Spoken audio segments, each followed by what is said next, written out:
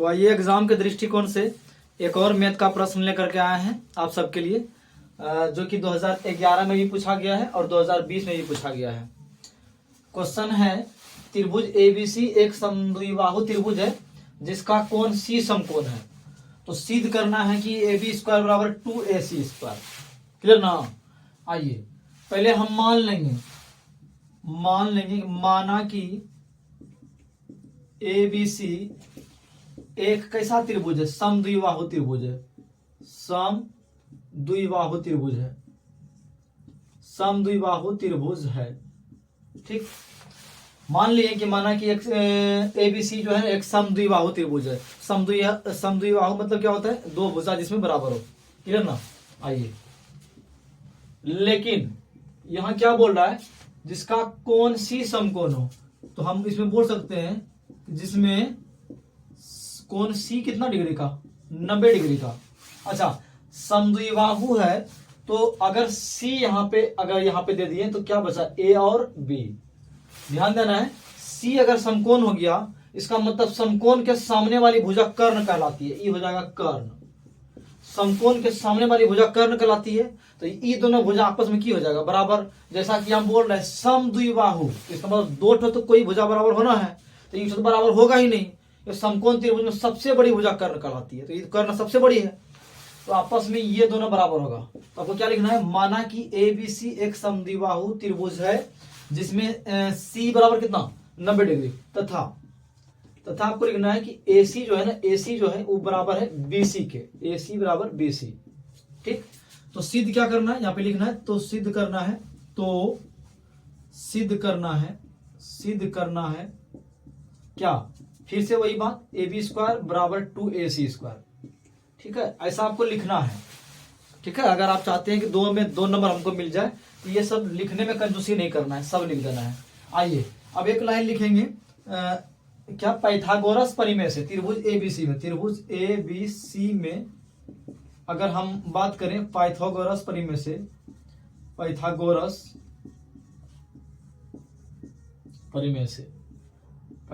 परिमेय से क्या होता है? हमको पता है पाइथागोरस ने समकोण त्रिभुज के बारे में क्या कहा था? कर्ण का स्क्वायर बराबर लंब का स्क्वायर प्लस आधार का स्क्वायर। तो कर्ण आपका AB है, तो हो जाएगा AB स्क्वायर बराबर AC square plus BC square. Clear ना? कर्ण का स्क्वायर बराबर लंब का स्क्वायर प्लस आधार का स्क्वायर।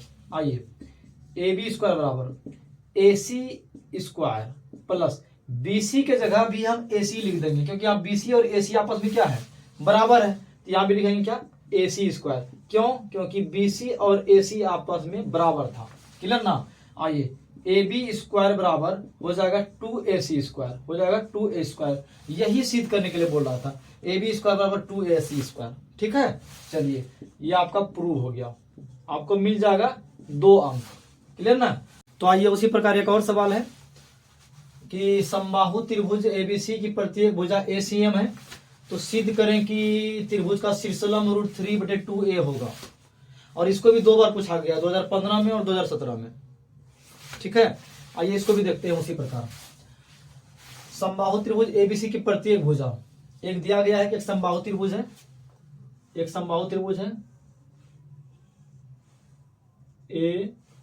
ABC, प्रत्येक भुजा है A, यानी कि ये भी A और ये भी A और ये भी A।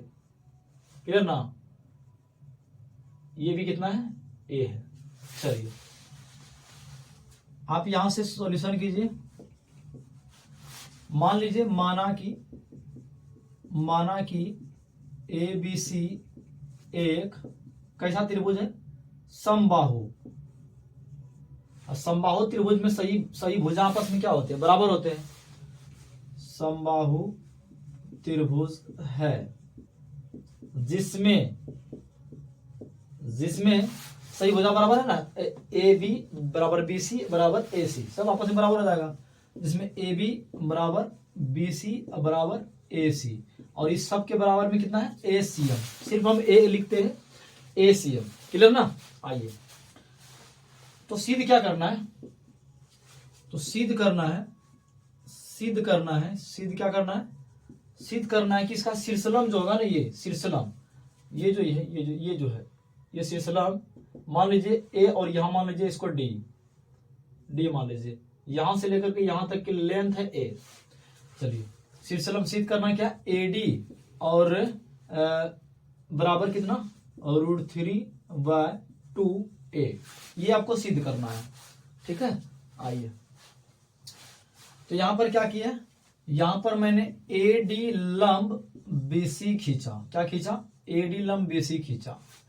अगर ए डी लंब खींचते हैं बीसी पर तो बीसी का विभाजन कुछ इस प्रकार होता है, इसीलिए क्या हो जाएगा, बी डी बराबर डी सी, यानी कि ये दोनों बराबर बराबर टुकड़ों में बांटा जाएगा।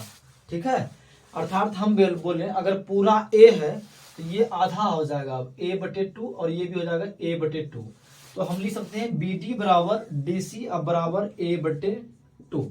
देख लीजिए कुछ नहीं किए, यहाँ जब ए डी लंब खींचे हैं बी सी पर तो लंब जैसे खींचे तो यहाँ तो 90 डिग्री बन जाएगा और इधर भी 90 डिग्री बन जाएगा।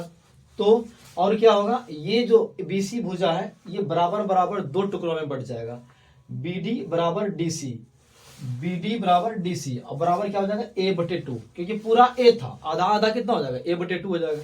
आइए अब हम चलते हैं त्रिभुज किस में, अब हम चलते हैं त्रिभुज ए डी सी में, किसी में भी चलेंगे ना हो जाएगा ए डी सी में, ए डी सी में चल सकते हैं या तो ए डी बी में चल सकते हैं। क्लियर ना, चलिए इसमें क्या हो जाएगा, वही पाइथागोरस परिमेय बराबर, मतलब पाइथागोरस परिमेय से कर्ण स्क्वायर बराबर नहीं, तो कर्ण आपका क्या है AC है, तो आप लिख सकते हैं AC स्क्वायर बराबर AD square plus DC square plus DC square.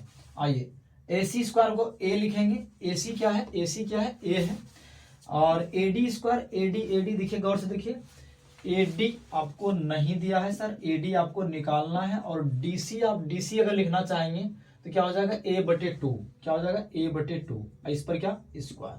आइए इसको सॉल्व करते हैं, ए स्क्वायर इधर इधर ए स्क्वायर बराबर कितना हो जाएगा AD स्क्वायर प्लस A स्क्वायर/4, आप गौर से देखो तो A पर स्क्वायर तो A स्क्वायर, 2 पर स्क्वायर तो 4।